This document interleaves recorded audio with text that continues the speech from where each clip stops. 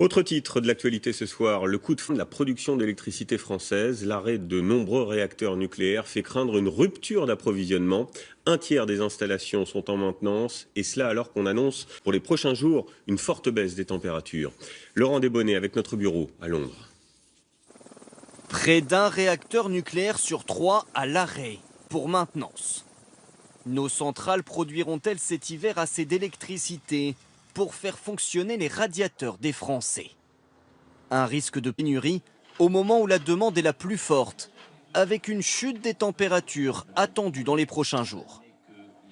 La ministre de l'écologie s'inquiète. Ségolène Royal demande à EDF un plan d'action pour maîtriser la situation.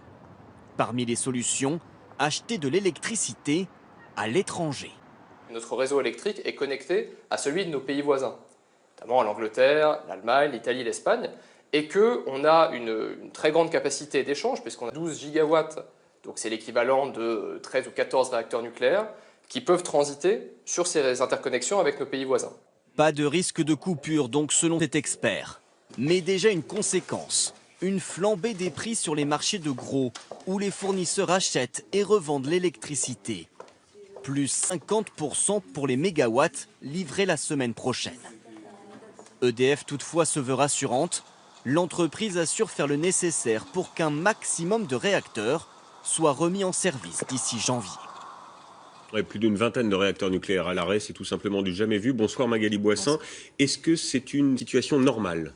Eh bien, proche de la normale selon EDF, avec une quinzaine de réacteurs arrêtés à cette période de l'année pour des opérations de maintenance, et ce quel que soit leur âge. Reste qu'EDF doit gérer un parc de centrales vieillissantes, moyenne d'âge 31 ans. Le réacteur le plus récent, eh bien, c'est Civaux dans la Vienne, 17 ans d'ancienneté. Et le plus vieux, eh bien, c'est Fessenheim, 39 ans tout de même, alors que la durée de vie, en théorie, des centrales est de 40 ans. Mais EDF, eh bien, veut aller plus loin, jusqu'à 50, voire 60 ans, pour éviter notamment les problèmes de pénurie d'électricité à l'avenir. Facture de la maintenance et de la modernisation de centrales, 51 milliards d'euros d'ici 2025. Alors tout ça, c'est beaucoup d'argent. Est-ce que ça veut dire que nos factures d'électricité vont grimper ? Eh bien oui, c'est possible parce que l'électricité dans le reste d'Europe est beaucoup plus chère, 35% plus chère qu'en France. C'est même 45% en Italie et 90% plus cher en Allemagne. Un écart beaucoup trop grand selon EDF qui cherche justement comment financer les lourds investissements à venir pour ces centrales. L'entreprise propose donc d'augmenter ses tarifs de 2,5% par an jusqu'en 2019. Forcément un peu douloureux pour les clients. Merci Magali. Dans l'actualité également, la polémique.